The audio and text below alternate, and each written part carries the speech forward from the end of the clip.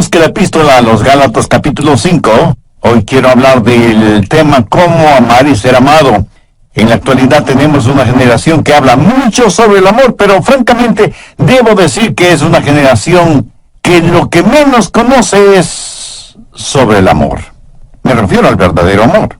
No solo la palabra, sino que el concepto de amor es torcido, pervertido, mal usado y abusado en nuestro mundo actual. Por lo general la gente no sabe lo que es el amor. Algunos piensan que es una emoción indescriptible, un inmenso océano de sentimientos, pero no es genuino amor. El amor, escúchame bien, el amor no es un sentimiento. Puede contener o resultar en sentimientos, pero primordialmente no es un sentimiento o una emoción. Y le voy a decir por qué. La Biblia nos ordena, escuchó, nos ordena amar. Y usted no puede ordenar a un sentimiento, piénselo. Así que la clase de amor de la cual estoy hablando no es un sentimiento, ni una emoción, ni una incontrolable pasión. No sé de dónde la gente ha sacado la idea de que el amor es algo que nos sucede, que somos víctimas del amor, que nos enamoramos y ese enamoramiento simplemente sucede como por generación espontánea. La Biblia dice, maridos, amad a vuestras mujeres. Por favor, note que esto no es una sugerencia, es una orden, porque el amor verdadero tiene que ser una decisión y una conducta. Usted puede escoger el amar, y cuando así lo hace, el amor no es primordialmente un sentimiento, sino algo que usted hace. La razón por la cual estamos tan confundidos en este mundo y en este asunto es que usamos una sola palabra para el amor. Los griegos eran más exactos y tenían varias palabras para hablar del amor. Por ejemplo, la palabra eros, raíz de palabras como erotismo o erótico, dan a entender la clase de amor que un hombre puede sentir por una mujer y viceversa, y eso está bien. De hecho, es maravilloso. Pero no es de eros de lo que estoy hablando. Aunque debemos amar a todos, no amamos a todos en forma erótica. Y ni siquiera tengo que elaborar en este punto. Otra palabra griega para amor es fileo, que abarca lo que es el amor fraternal, la amistad, el compañerismo, la camaradería. En varios países del mundo hay ciudades que se llaman Filadelfia, o sea, amor fraternal. Y eso es muy positivo. Pero quiero centralizar mi mensaje en la palabra ágape, que tiene que ver con el amor divino, cómo tenerlo, cómo darlo, cómo recibirlo. Si usted quiere exhibir un diamante, lo pondrá sobre un terciopelo negro. Entonces podrá apreciar ese diamante en toda su exquisita belleza y perfección. ¿Sabe qué eso hace Dios con el amor ágape? Lo pone sobre el terciopelo negro de las obras de la carne. Veamos Gálatas 5. Empezando en el verso 19, y manifiestas son las obras de la carne, que son adulterio, fornicación, inmundicia, lascivia, idolatría, hechicerías, enemistades, celos, iras, contiendas, disensiones, herejía, envidias, homicidios, borracheras, orgías y cosas semejantes a estas. Note que todas estas cosas que el apóstol menciona son totalmente opuestas al amor. Y Pablo continúa diciendo, los que practican tales cosas no heredarán el reino de Dios. Ahora, si usted puede relacionar su nombre con esta lista, si ese es su estilo de vida, si eso es algo que usted practica voluntariamente, a menos que usted se arrepienta y busque el perdón de Dios, su camino tiene un destino final, el infierno. La palabra de Dios es completamente clara y tajante al respecto. Los que practican tales cosas no heredarán el reino de Dios. Y eso es lo que Dios dice. Esto no significa que usted como creyente no tropezará ni caerá. Pero aquí se habla de un estilo de vida, de algo que se hace voluntaria y frecuentemente. Y si usted no practica un estilo de vida cristiano, eso quiere decir que usted no es salvo. Veamos ahora los versos 22 y 23. Mas el fruto del Espíritu es amor, gozo, paz, paciencia, benignidad, bondad, fe, mansedumbre, templanza. Contra tales cosas no hay ley. Nunca habrá una ley que diga que no puede amar, que no debe ser bondadoso o que le prohíba ser humilde, ¿verdad? Pero sí hay leyes contra las obras de la carne, pero no hay leyes contra el fruto del Espíritu. Hay 9 cualidades en el fruto del Espíritu y vamos a estudiarlas tanto como nos sea posible. Pero no solo que vamos a ver el fruto del Espíritu, sino que nos vamos a examinar a nosotros mismos para saber si somos en realidad cristianos espirituales y maduros. Vivimos en una generación que habla mucho acerca de los dones del Espíritu, profecía, hablar en lenguas, sanidades. Parece que cada persona está diciendo: este es mi don espiritual, ¿cuál es el tuyo? Dios nos ha dado a cada uno de nosotros un don espiritual y necesitamos descubrir cuál es ese don y desarrollarlo y ponerlo en práctica. Pero escucha atentamente lo que voy a decir. Ningún don espiritual es señal o marca de madurez espiritual. La iglesia de Corinto fue una iglesia completamente carnal, a pesar de la práctica de dones espirituales. Si yo quiero saber cuán madura es espiritualmente una persona, jamás examino sus dones, examino sus frutos, porque la marca de la madurez espiritual no está en el don, sino en el fruto.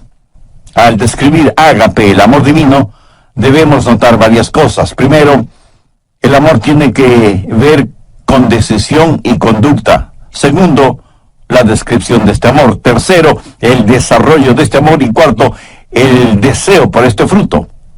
¿Qué cualidades tiene el amor ágape? ¿Cómo podemos describirlo? Y como nosotros no podemos describirlo, Dios utilizó al apóstol Pablo para que describa el amor ágape en 1 Corintios 13.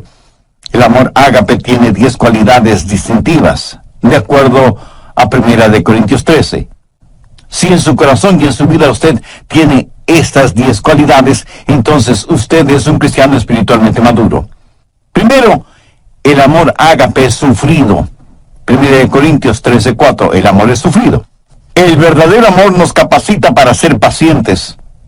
Si usted es una persona impaciente, si dice: amé a tal persona hasta donde pude, pero ya no merece mi amor y por eso he renunciado a seguirla amando. Amigo, cuando usted deja de amar, ese momento es cuando usted menos se parece a Jesucristo.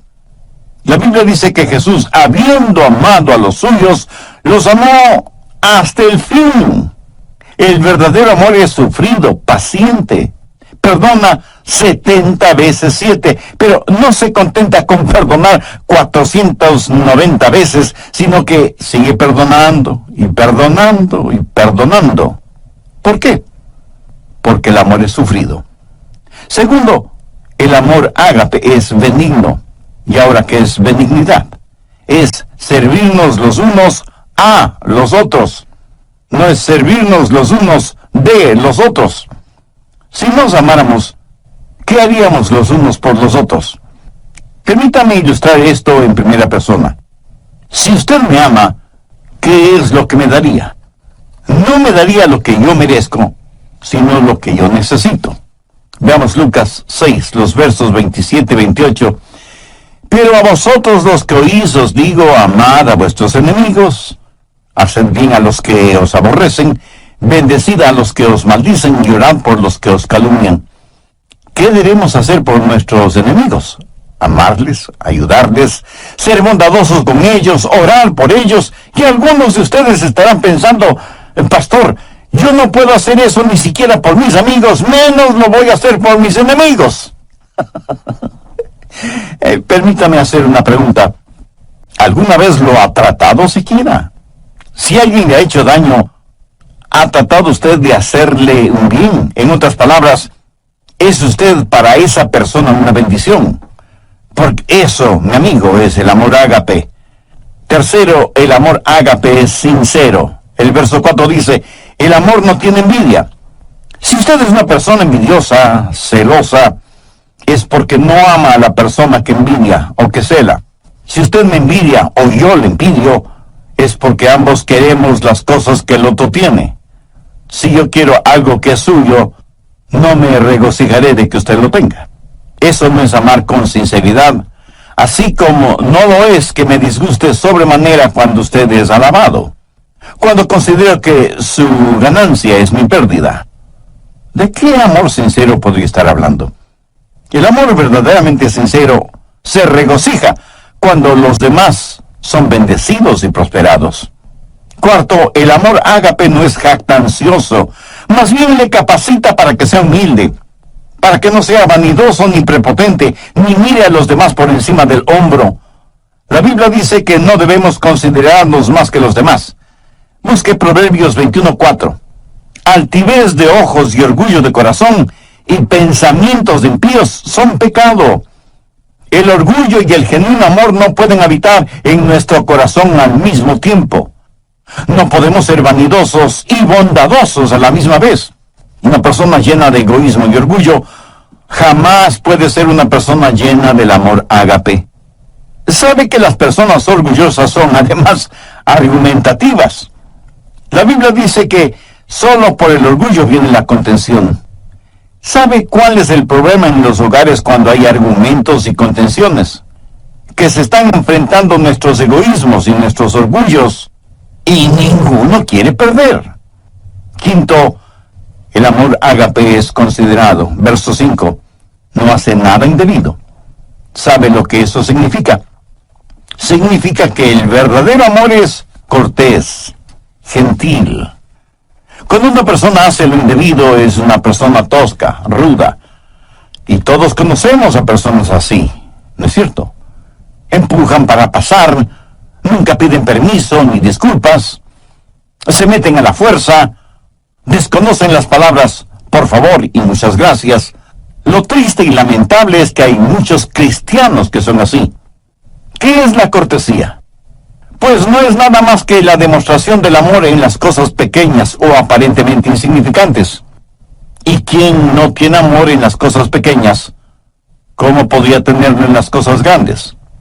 Cuando usted encuentra a una persona ruda, tosca, tenga la seguridad de que ha encontrado a una persona que no conoce el amor.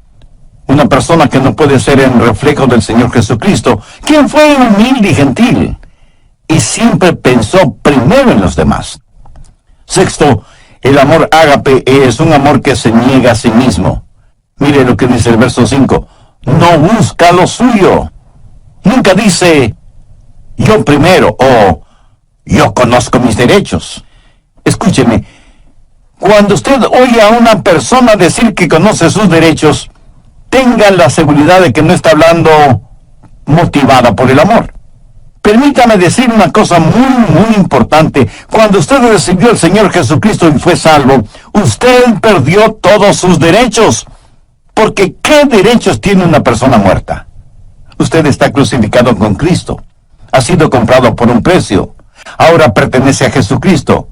Y ahora sus derechos son los derechos de Jesús. Y Él es quien le ordena amar. Usted ya no puede buscar lo suyo. Debe procurar el honor y la gloria para Jesús y el bienestar de los demás. Ese es el genuino amor que no busca lo suyo. Un muy consagrado siervo de Dios alguna vez dijo, cuando usted enseña a alguien sus derechos, tendrá una revolución. Cuando usted enseña a la gente sus responsabilidades, tendrá un avivamiento. Muy bien dicho, ¿no le parece? Cuando dejemos de pensar en nuestros derechos y comencemos a pensar en nuestras responsabilidades, cuando dejemos de buscar solo lo nuestro y comencemos a hacer de bendición para los otros, le aseguro que las cosas cambiarán en el mundo. Séptimo, el amor ágape es un amor sereno. Dice la Biblia que el amor no se irrita. ¿Conoce usted a personas que son como fósforo y que se encienden con el menor roce? Con la más insignificante provocación explosionan, afectando a todos y a todo a su alrededor. Y luego dicen, no quise hacerlo, lo siento. Lo bueno es que se me pasa pronto. Eso podrá ser cierto, pero hay cadáveres a su alrededor. Un huracán o un terremoto es solo cuestión de segundos, y sin embargo, mire toda la devastación que dejan. Uno no pierde el temperamento así porque sí. Si usted explota de esa manera es porque en su interior, en su corazón, no existe el amor de Dios. Si quiere saber con qué está lleno, vea qué es lo que sale de usted cuando es provocado. Una de las manchas en la vida de muchos cristianos es precisamente un temperamento irascible. El verdadero amor es sereno. No se lo puede provocar con facilidad, y cuando es provocado, sabe responder con mansedumbre y con humildad. Octavo, el amor ágape es un amor sacrificial. ¿Qué quiere decir un amor sacrificial? Note las tres palabras finales del verso 5. No guarda rencor. O sea, no va acumulando las faltas de otros. El amor ágape tiene la capacidad de perdonar y olvidar. Pero eso, mi amigo, eso cuesta. En algún programa anterior dije que no puede haber perdón sin que alguien pague el precio. Por ejemplo, si usted me debe $100 y yo le perdono esa deuda, el perdonarle me costó $100. ¿Lo entiende? Muchos de nosotros somos magníficos amanuenses y mantenemos una detallada lista de lo malo que los otros nos han hecho. Y no solo somos amanuenses, sino también buenos contadores, y en nuestro libro de contabilidad anotamos minuciosamente lo que los otros nos deben. Y no estoy hablando necesariamente de dinero.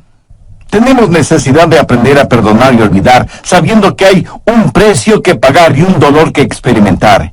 El precio y el dolor lo pagó y lo sintió Cristo en la cruz del Calvario. Es la máxima demostración del amor sacrificial. ¿Ha aceptado usted el amor sacrificial de Cristo? Recuerde que nadie puede dar lo que no tiene. Si usted no tiene amor en su corazón, no podrá dar amor a nadie. Dios le ama y quiere salvarle. Jesús murió en la cruz para pagar la deuda de sus pecados. Si usted desea ser salvo ahora mismo, humíllese delante de Dios, confiese y arrepiéntase de sus pecados, e invite a Jesús a vivir en su corazón como su Salvador y Señor. Y pídale que le ayude a hacer lo que Él quiere que usted sea. Decídase a hacer un testimonio vivo de su gracia y misericordia, a pesar de las circunstancias o de las consecuencias.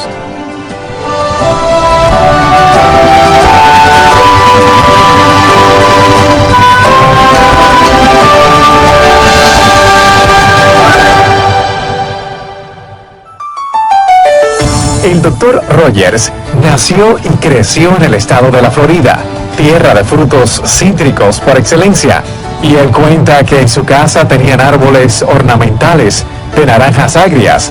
El fruto era imposible para el paladar, pero los árboles eran hermosos. Y él, con experiencia, relata lo siguiente. Se necesita mucha paciencia y mucho trabajo para lograr que al fin esos árboles produzcan naranjas dulces. Ahora, suponga que usted tiene un árbol de naranjas agrias, pero quiere que dé naranjas dulces. ¿Qué puede hacer? Bueno, puede podar el árbol. ¿Piensa que eso es suficiente para tener naranjas dulces? No. Entonces, se le ocurre una idea genial. Va a trasplantar el árbol. Lo va a trasplantar de un lado del terreno al otro lado. Como aplicación diré que muchos trasplantan el árbol de sus vidas de una iglesia a otra iglesia, pero siguen siendo cristianos agrios. Y el cambiar de membresía es como cambiar un cadáver de una tumba a otra. Perdonen esta comparación un poco esquelética. Alguien dijo que uno puede saber cuántas semillas hay en una manzana, pero solo Dios sabe cuántas manzanas hay en una semilla. Absolutamente cierto. El fruto se origina en Él. Nosotros solo lo llevamos. Hola, les saluda Irving Ravelo. Gracias por su sintonía al programa de hoy. Sea bienvenido y bienvenida a El Amor que Vale. Por favor, mantenga su Biblia abierta en Gálatas 5, porque hoy continúa el estudio Cómo amar y ser amados. Ahora les presento al Dr. Adrián Rogers en la voz del pastor Lenin de Llanón. Desde el programa anterior comenzamos a estudiar lo relacionado con el fruto del Espíritu, teniendo como base bíblica Gálatas 5, versos 22 y 23, y hemos visto 8 de las 10 características de ese fruto. Primero, el amor es sufrido. Segundo, es benigno. Tercero, es sincero. Cuarto, no es jactancioso. Quinto, es considerado. Sexto, se niega a sí mismo. Séptimo, es sereno. Y octavo, es sacrificial. Espero que tenga su Biblia y cuaderno de notas a la mano para sacar el máximo provecho de este estudio bíblico. Bien, prosigamos. Noveno, el amor ágape es un amor justo. Verso 6 dice, no se goza de la injusticia. Eso quiere decir que cuando alguien peca o fracasa o hace algo equivocado, usted no se alegra por eso. Más bien debería llorar y orar por esa persona. ¿Sabe usted que el chisme es un pecado? ¿Por qué? Porque la persona chismosa se regocija en su iniquidad. Cuando escuchan algo negativo acerca de otra persona, casi no pueden esperar para contárselo a otras personas. Se parecen a la mujer que dijo, mi lema es, nunca digas algo acerca de otra persona, a menos que sea algo que valga la pena chismearlo. Y aunque por lo general creemos que las mujeres son las chismosas, permítame decirle que conozco hombres que son chismosos. Se regocijan y parece que hasta aman la chismografía. Son diseminadores de malas y falsas noticias. Se regocijan de la injusticia. Ahora escúcheme, no estoy diciendo que debe hacerse el desentendido frente al pecado, porque eso es imposible. El pecado tiene que ser enfrentado. Pero no se regocije de la injusticia. Y antes de que usted diga algo negativo de otra persona, hágase las siguientes preguntas. Primera, ¿sé que eso es verdad? Segunda, aun si fuera verdad, ¿es necesario que lo diga? Tercera, y si lo digo, ¿cuál es mi verdadera motivación al decirlo? El amor ágape no se goza de la injusticia. La Biblia no habla de un amor ágape chapucero que simplemente ignora el pecado. No habla de un amor que siente cierta pena por la otra persona. Cuando usted sabe que otra persona está emocionalmente herida, cuando escucha que otra persona ha fracasado, ¿cómo reacciona? Hace poco conocí a un hombre que al saber del pecado de uno de sus amigos, cayó de rodillas, puso su rostro en el suelo y lloró intensamente por su amigo que había caído en pecado. Eso es empatía, no solamente simpatía. Eso es el tener el corazón quebrantado por el pecado de otros. Décimo, el amor ágape es un amor sufriente. Verso 7. Todo lo sufre, todo lo cree, todo lo espera, todo lo soporta. Esto de ninguna manera significa que el amor ágape se lo cree todo. Más bien quiere decir que el verdadero amor lo puede enfrentar todo, que no hay límites para su fe. Pero cuando usted ama, hay una carga que debe llevar, y desde ese punto de vista es un amor sufriente. La gente quiere saber por qué los seres humanos sufren. Algunos porque han perdido su fe en Dios. Dicen, ¿por qué Dios permite que los humanos sufran? Si Él es un Dios que todo lo sabe y todo lo puede, ¿por qué no detiene o elimina el sufrimiento? Escúcheme, Él pudo haberlo hecho. ¿Sabe cómo? Pues no creando a los seres humanos, o creándolos sin libre albedrío. Pudo habernos hecho robots, como una máquina tecnológica. Pero hubiera significado no tener ningún compañerismo con nosotros. Porque, verá, cuando Dios nos creó, corrió un divino riesgo. Él sabía lo que nosotros le íbamos a costar. Exactamente lo que sucede con padres que procrean hijos. ¿O usted cree que esto de tener hijos es como comerse un pastelito de manzana?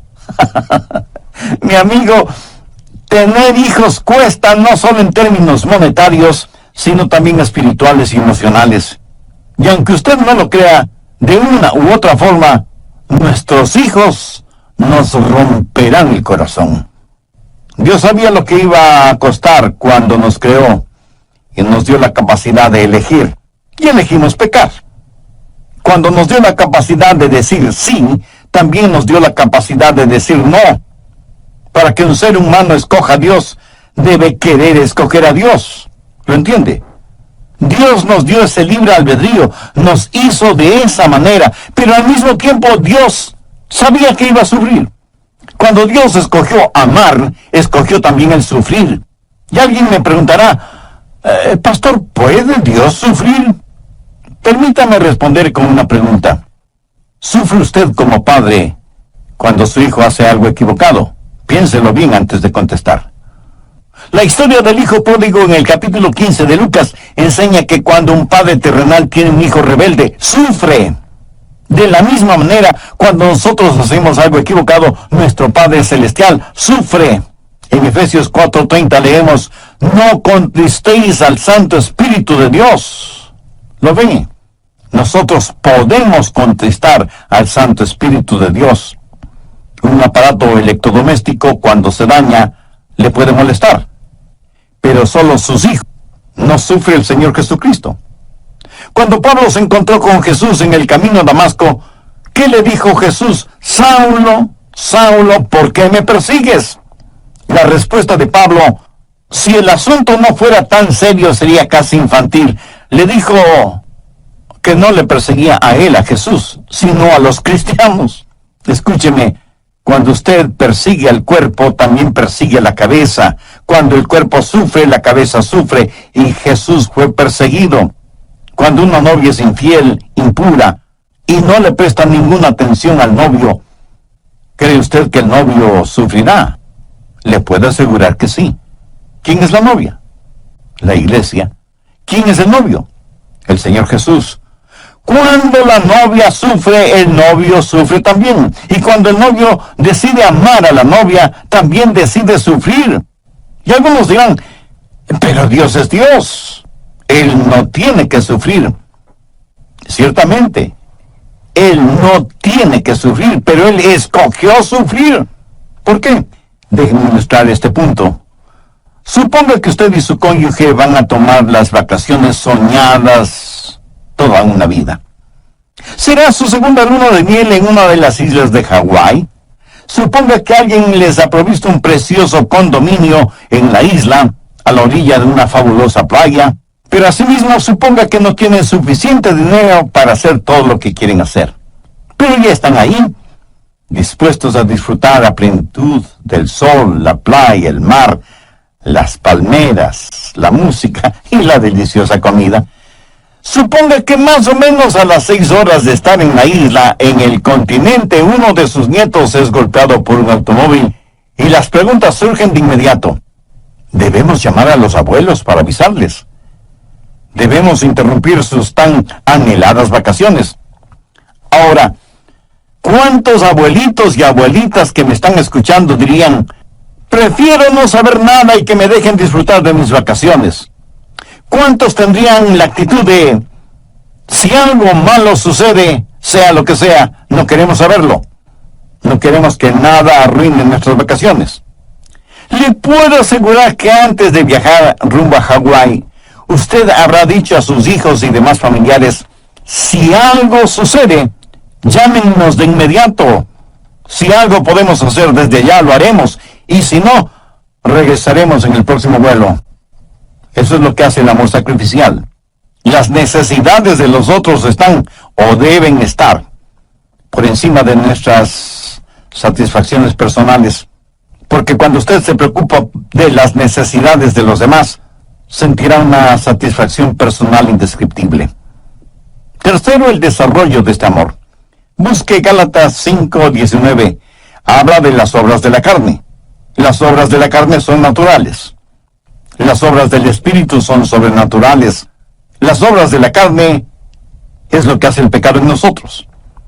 El fruto del Espíritu es lo que Dios hace por medio de nosotros. Esta clase de amor no la podemos producir por nosotros mismos, pero es la clase de amor que debemos llevar.